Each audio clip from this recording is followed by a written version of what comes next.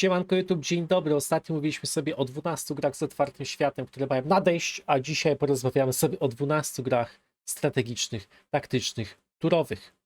Jedziemy. The turn-based strategy genre is about to get a serious boost with some amazing new games just around HD the Edition, corner. AI My Edition. name is Tom and welcome to LT Gaming. Along with Luke, we are huge fans of everything turn-based, whether it's 4X, tactical combat and everything in between. Nie znam tego. Today we've handpicked a list of the most exciting upcoming titles and we're here to break down for you why they should be on your radar. If you enjoy this video, don't forget to hit the like Tego button też nie and znam, drop bo a to nie jest comment Sonicivka to 1, help ani get 2, us ani tym noticed bardziej here 3. on YouTube. And if you're into gaming news, previews and insights, be sure to subscribe and join us for more. Before we jump into the games, let's quickly cover how we made our picks. Firstly, we've focused on release dates. These are all upcoming titles that are not too far off in the future, so you're not going to have to wait around forever. We've also assessed gameplay depth, meaning complex mechanics and layered strategies. Innovation here, so are there new systems, fresh twists, familiar ideas, and of course anticipation factor. How much buzz are these titles creating, and are they coming with developers with a solid track record? And of course there is going to be a sprinkling of our own personal tastes in here as well as dedicated strategy gamers. With all that in mind, let's dive into the list and get started. Starting off our list at number 12 is BOC Birth of Cultures by Codarts. And while there's no concrete Widzę, że z takiego niskiego pułapu zaczynamy. No to wygląda jak gra robiona przez jedną osobę. release date yet, Nie, it's nie looking to, like że a źle. 2024 Znaczy, or wygląda early jak 2025 gra robiona launch. przez jedną And the osobę. good news is that development is resumed in September after a 2-year hiatus. Trochę jak BOC Mountain is Blade an 2 incredibly z góry. ambitious turn-based historical strategy game that takes players on a journey through 60,000 years of human evolution. You start in the Ice Age with nomadic tribes, progress through the eras of ancient empires, all the way to the fall of the Western Roman Empire. What's going to set this one apart is its dynamic progression system. Rather than just choosing a single faction, you navigate a sandbox-like evolution of cultures, allowing for a non-linear RPG-style path that should Okej, widzę, że mamy bardzo kurwa modę na to, żeby te cywilizacje nasze, które sobie wybierzemy, zmieniały się w czasie w zależności od epoki, w której jesteśmy. Tutaj z tym jednym wyjątkiem porównując do Civki 7, że nieliniowo. Nieliniowo będziemy mieli sobie jakieś, dzisiaj gram sobie Egiptem i chuj, wylosowało mi Chiny teraz. Jesteśmy Egiptem z Chinami i potem jeszcze w połączeniu z Japonią, a potem jeszcze z Koreą Północną na przykład, nie? make each playthrough feel fresh and unique. The scale of this game is absolutely mind-blowing as well. You're working with maps that are over 490,000 tiles in total, and this is 3 times the size of any other game map on the market. My concern with this game is that hiatus and whether that's going to affect progress, and can they find the rhythm once again. With its massive scale, innovative progression system and immersive world building, BOC is shaping up to be a really intriguing title. At number 11, we have Zephon by Proxy Studios, the team behind Warhammer 40,000 Gladius, and it's set for release in Q4 2024. Zephon. No to kurde, to czemu nie zrobili Gladiusa 2 na przykład, tylko się wzięli z jakieś nowe IP? Z nowymi IP-sami jest takie, że kupujecie produkt i w sumie to setting jest taki, to albo jakiś zajebisty wyjdzie, albo jakiś chujowy. Z reguły wychodzi właśnie taki chujowy. Przykładem jest Stormgate. Ja wiem, że to nie 4X, tylko RTS-ik, ale no wiecie, macie StarCrafta 2 z zajebistym settingiem, który już każdy zna, z jakąś historią, z postaciami, które są rozpoznawalne w świecie gamingu. No i wychodzi taki Stormgate, który jest kurwa chujowy, nijaki i w ogóle płytki. Tutaj oczywiście na pierwszy rzut oka wygląda to w porządku. Ten Zephon cały. Sci-fi 4X, heksy, może jakieś też prowincje, ale co by miało sprawić, że zagrałbym w to zamiast Gladiusa, który jest zrobiony przez to samo studio de facto, lub Age of Wonders Planetfall na przykład. Nie, jeżeli miałbym ochotę na 4X takiego w przyszłości. Is a post-apocalyptic 4X strategy game that blends intense tactical combat with a grim dystopian future. You can be guiding survivors through a world filled with unpredictable disasters, eldritch horrors, and cyberpunk monstrosities. Luke and I had a chance to try out this demo back in the day, and it does remind us quite a lot of Gladius. We found it to be genuinely fun and engaging overall. Generalnie uważam, że demo było fajne. Generalnie. Combat is top notch, whether you're in solo or multiplayer. 50 unique units, each with distinct graphics, voiceovers, weapon systems and the like. And you get to experiment with 3 Wyglądało jakby ten czołg się ulepszał? whether you're in solo or multiplayer. 50 unique units, each with distinct graphics, voiceovers, weapon systems and the like. And you get to experiment with 3 asymmetrical paths, human, voice or cyber, and you can combine them in different and unique ways. On the empire building side, the game is going to let you take settlements from small scrappy bases to sprawling cities, and each building is going to need space, so careful planning is going to be key here, with 11 different resources to manage to boot. Whether you're expanding your territory or fortifying strategic points, Zephon is going to offer deep, intense strategy experience that should be on your radar for the future.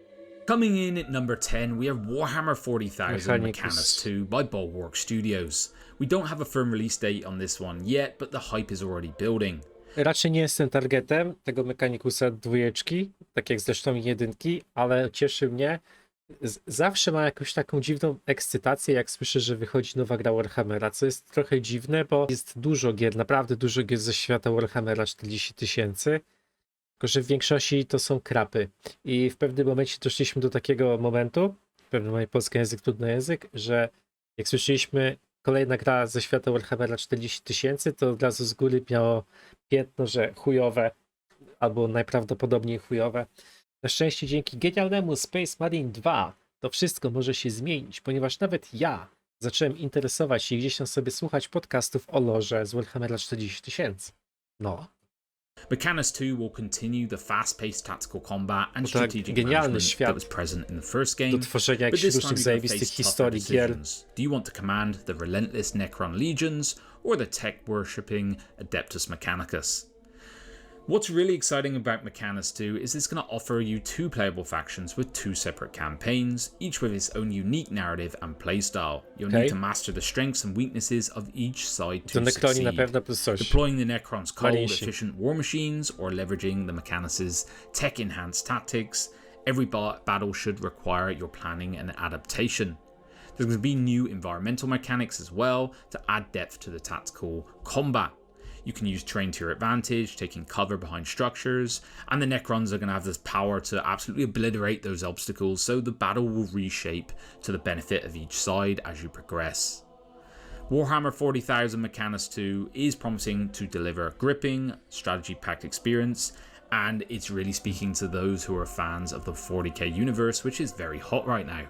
At number 9, we've got Kriegsfront Tactics by Toge Productions. While there's no solid release date on this one just yet, it's definitely worth keeping an eye on. Set in an alternate version of the 70s, you're in the midst of a conflict in Southeast Asia. You're going to take command of a mecha squad deployed behind enemy lines. Your mission is to build and manage said squad, complete high-risk operations, and most importantly, survive to fight another day. The excitement factor from this one is coming from that it's a classical tactical strategy, it has roguelike elements, and it's all wrapped up with a retro low poly visual finish. The game will hopefully bring a unique vibe that feels both fresh and nostalgic at the same time. Ja mam słabość ogólnie do gier z mechami, ale nie do Mech Warriorów. Ogólnie mówię, bo wiem, że to nie jest Mech Warrior, no nie? Every mission will be procedurally generated as well, meaning there's a high degree of replayability. The mix of mechs, strategy, and the retro aesthetic will make this hopefully a standout in the genre, filled up with more conventional settings. If you're a fan of squad-based tactics, or just love the idea of leading a team of mechs through settings. If you're a fan of squad-based tactics, or just... Elias Starveling, czekajcie, moja kamera zasłania, pokażę wam, patrzcie to, nie? Elias Starveling, Soldier Echelon. No tutaj powiedzcie mi, że nie wygląda jak Solid Snake z Metal Gear'a. Oczywiście, że tak. Love the idea of leading a team of mechs through the jungle. This is one to pay attention to. At number 8, we've got Heart of the Machine by Arkven Games, set to release in 2024. This game puts you in the role of the first sentient AI born into a sprawling city filled up with endless possibilities. Whether you want to raise a robotic army and crush your foes, become a benevolent leader, or carve out your own path entirely, Heart of the Machine offers a wide range of objectives and ways to achieve them. I had a chance to play the demo a while back, and it was still a bit rough around the edges, but the concept really stood out as something fresh and intriguing. The game dropped you into this vibrant, bustling city, It's a mix of To handcrafted dziwnie and wygląda. procedurally generated Lecha jest niby spoko, ale tutaj te animacje tego strzelania i to jak ta postać jest przemieszczania jako taka, wiecie, po prostu gifek, cyk, cyk, cyk, cyk. Bez żadnej content. animacji. You have tens of thousands of buildings Taka- and millions of citizens at your Jakbym disposal, przeglądarkową grę, albo and whether jakoś... you decide to manipulate, assist, or eliminate is up to you. To na przykład ładne, The excitement to of też this game spoko. comes from the depth and replayability. There are multiple Potem masz tego endings, swojego mecha, nie? countless side Są stories, and a robocika, który full tak spectrum cium, of cium. choices between good and evil. If you're going to play as the merciless AI overlord, Aha, or come wybory back mamy. as some sort of compassionate AI leader, it is up to you entirely, but I think this one is going to be a one-of-a-kind strategy experience. At number 7, we have Mars Tactics by Takibi Games, slated for release in 2024. Kurde, UFO. The rip A ta czcionka to w ogóle przypomina, wiecie co? Microprose. Taka była kiedyś taka firma. planet is embroiled in conflict and you're going to be at the helm, commanding either the corporate forces of the capital Kurde, or UFO the Enemy Unknown. revolutionary troops of Labour.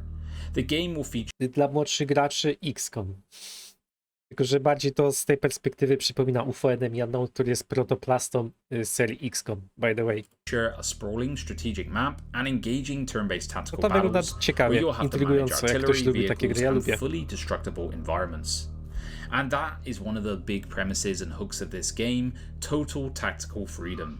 Imagine this, you have your squad pinned down, but instead of accepting defeat, you can obliterate the wall behind your enemies where they're hiding and create a new Nie no, szanujmy się. To już przecież w XCOMie można było zniszczyć ścianę. To już w UFO Enemy Unknown, który jest z lat 90., kurwa, można było zniszczyć osłony, można było zniszczyć całe piętro. Jak UFO jakiś siedział gdzieś wysoko na piętrze, mogli się wysadzić, on spadł i po prostu ginął, nie? No to co to jest za, kurde, przez, nie wiem, AI chyba to wypluło opis tej gry. angle of attack. The enemy retreats into a fortified building, you can call in an airstrike and completely eradicate it. This emphasis on destructible environments will open up a wealth Dynamic of creative progression, strategies, and I'm very excited about it. The dynamic nature of battles is going to be influenced as well by the larger strategic situation. Reinforcements can arrive from adjacent locations, long-range artillery support will play a crucial role, so do you use combined arms tactics or employ other strategies to secure victory. Whether you're going to be marching, flying, or driving armored vehicles across the Martian landscape, I think Mars Tactic is going to be something unique in the strategy tam będę na to space, zerkał. so keep an eye out on it. At number 6, we have Silence of the Siren from Oxymoron Games, set to launch very soon on September 30th. This is a sci-fi strategy game that blends exploration with intense battlefield action. Kurwa. No nie, no nie. Jakaś gierka ze szczurami, jakimiś robalami, cyberpunkowa, czy to jakaś postapo, czy jakkolwiek to nazwać, kurde, jako kopia Heroesów, nie? What makes this one particularly intriguing to me is Wyłączę that napisy it tutaj, draws clear zobaczcie. inspiration from the classic Heroes of Might and Magic series, which is a huge plus for many people. But don't be fooled by its homage to the past. It takes those classical elements and Kurwa, Heroesi 3 Olden Era wychodzi i ludzie się zabierają za takie rzeczy, w sensie spoko, mogą sobie zrobić oczywiście grę jak chcą, ale niech to nie będzie kalka takiego klasyka, no przecież, no zaraz zobaczymy zresztą dalej, no. throws it into this new captivating sci-fi universe. And if you're familiar with Heroes, you know that it does have sci-fi roots, but Silence of the Siren brings its own unique twist. You have a richly detailed sci-fi world, where you're going to collect powerful artifacts, secure vital No z resources, walką and of mogliby course, się bardziej postarać, bo wygląda tragicznie. No i mamy szczura, ja nie lubię takich settingów, w ogóle jakoś RTS ma wyjść, który będą rasy szczurów się napierdalać. create your base. The game will also allow you to level up your commanders and engage in these thrilling turn-based battles. With the ability to control multiple species and factions, Silence of the Siren offers a Niezły diverse Armageddon, strategic no. experience with old school charm and modern controls and an intuitive user Silence of the interface. Silent. I'll be making Zapamiętać muszę, którego tytułu unikać, nigdzie nie klikać. a review on this video closer to the date as well, so keep your eyes peeled for that.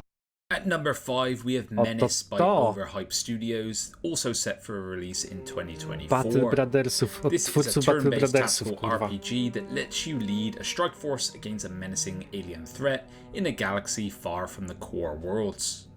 A Particularly exciting fact is that this is developed by the creators of Battle Brothers, so you Jezu, know jeszcze, the żeby było pedigree jak... of this O, ale ja lubię takie gierki, wiecie, uwielbiam gdzieś, jak macie taki swój składzik, który... Znaczy, że gra pokazuje, że to jest taki mini troszeczkę, ale macie takie...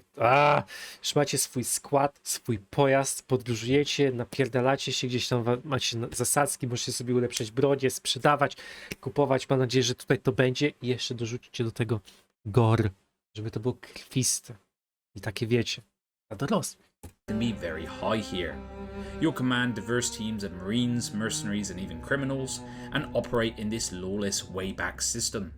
A frontier fraught with pirate warlords, dubious corporations and fractured planetary governments vying for dominance. What's going to set this one apart is you're going to have tactical depth thrown in with the variety as well. You're going to manage and equip a range of units from tanks, mechs to infantry squads, each with an extensive selection of gear. You train your troops, you plan your operations, and you execute these missions, hopefully in this orchestra of perfect strategy. In Menace, the stakes are going to be high. You're going to face off with a lot of different enemies who are often going to be technologically superior, so you're going to have to be sharp and on point at all times. Tactical gameplay, a rich immersive world, Menace is shaping up to be a standout title for fans of this genre. Coming in at number 4, we have Alliance of the Sacred Sons from Cathog Studios. To kolejny Solar of the Empire, like, This tak? sci-fi grand strategy RPG places you in the powerful but precarious role of an emperor ruling over. Teraz wszystko jest RPG. Każdy jeden tytuł jest z przydomkiem RPG, FPS, RPG. Interstellar empire on the brink of collapse. Your journey begins with your coronation and ends with the challenges you face to restore the glory Wszystkie of your portrety bardzo w chuj. realm. As a newly crowned emperor, you're tasked with reviving the crumbling enterprise that is your empire. You deal with intricate politics, resource management, project assignment, and you have to fend off those who seek to usurp your throne. The great houses have been growing in power for generations. Kurwa, obrzydliwie te portrety wyglądają, to. With your position under threat, you have to navigate these shifting alliances and restore your former glory. Alliance of the Sacred Sons excites me because it offers a grand strategy experience. Kurwa, to wygląda jakby ktoś wziął jakiegoś randomowego mema z internetu, wyciął tło i sobie wpierdolił do gry, no to też.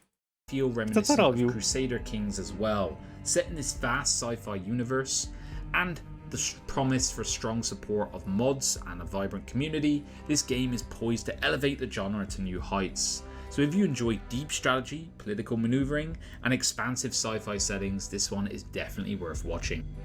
At number 3, we have Ara History Untold by Oxide Games, and this one is launching in just 9 days on September 24th. Nasza Arunia, której premiera jest lada moment, 24. The game has been stirring up quite a buzz. Some people have dubbed it as a potential civilization killer, though of course that's a bit of clickbait from the YouTube crowd. The hype is certainly palpable, but the pre-release impressions have all been overwhelmingly positive, so it's hard to gauge the full extent of the impact yet. I'm waiting to get some... Polecam zapoznać się z filmami o Arze na moim kanale.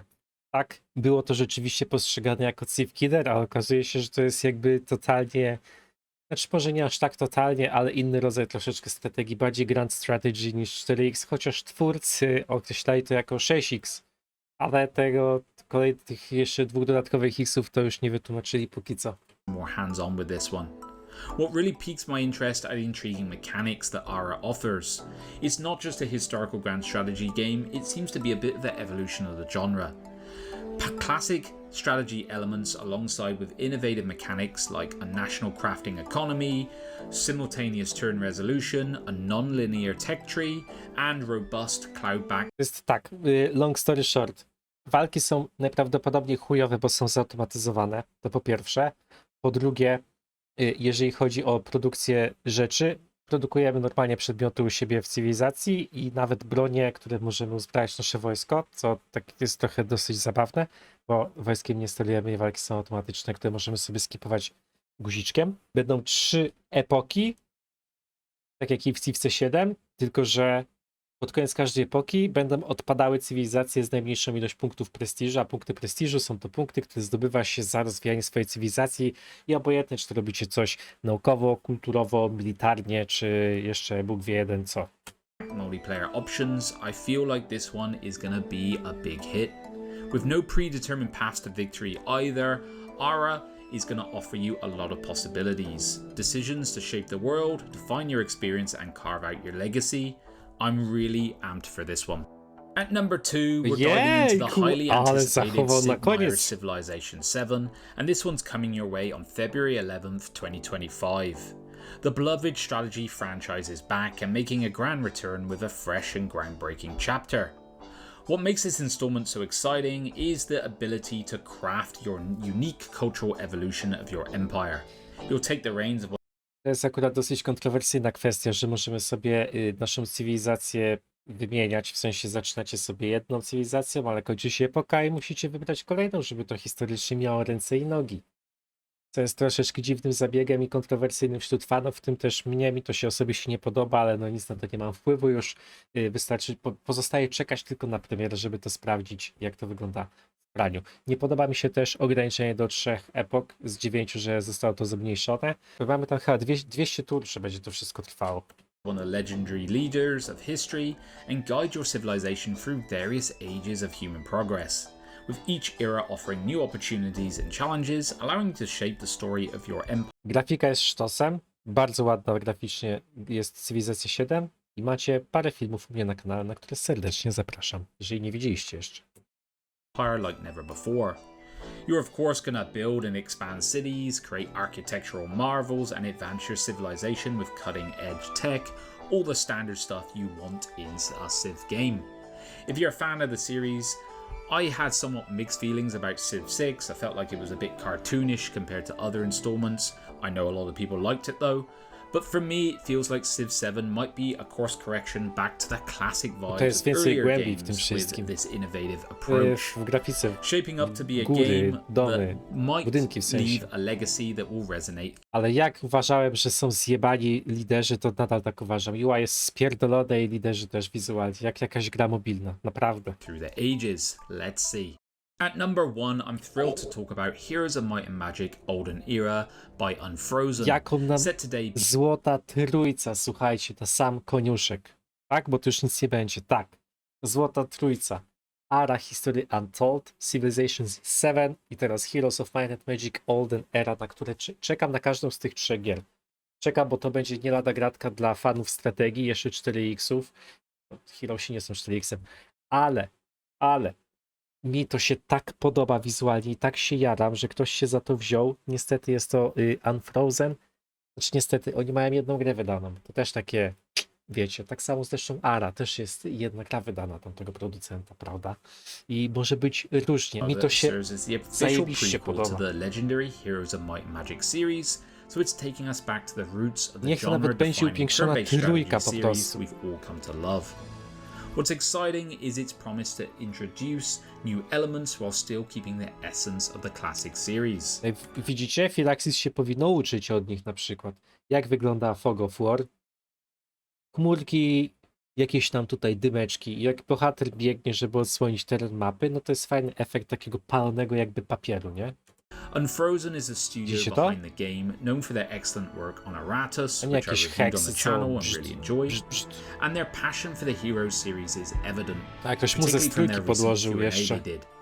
They've been actively involving leading Heroes 3 players in development as well. This approach ensures that we're not only revisiting beloved mechanics, but also addressing what fans genuinely want from a new installment. One small point of consideration though is the min-max style of the HOTA or Horn of the Abyss mod multiplayer, which is the de facto way to play Heroes 3 right now, might not always resonate with everyone, so I'm hoping they incorporate feedback from a broad range of people to balance the game for all tastes. The visuals and atmosphere of Olden Era look spot on to me, staying true to the classic vibe while offering some new experience as well. Mi nawet walka się podoba, abstrahując od tego, co ludzie jak się wypowiadali. Randomly generated scenarios, so there's going to be plenty to enjoy, and of course the map editor tool will allow you to craft your own stories and share them with the wider community. Heroes of Might and Magic Olden Era is going to be a must play for fans of just turn-based strategy in general, I believe. And so I am super excited to keep tabs Nienawidzę tego zwrotu. I am super excited on this one. That wraps up our list of the top 12 Okej. upcoming turn-based Tutaj strategy co? games. Hota? Hota chyba. Dobra, słuchajcie. Reasumując, Złota Trójca. To jest bezapelacyjnie, bez precedensu, trudne słowo, na które ja czekam.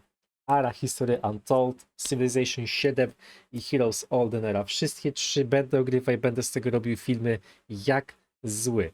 No i ten Menace jeszcze z tej listy. Ciekawe, bo to od Battle Brothers'u. Battle Brothersi, bardzo oryginalna strategia turowa, bardzo fajna giereczka, także polecam się zapoznać. Dajcie znać, na jakie gry wy czekacie, czy czekacie na Arę, Civkę, Heroesów, a może na jakichś innych z tych tytułów, które one wymienili tutaj. Tylko mi nie mówcie, że czekacie na to. Na Silence of the Siren, ok? Jeżeli na to czekacie, to tego nie piszcie.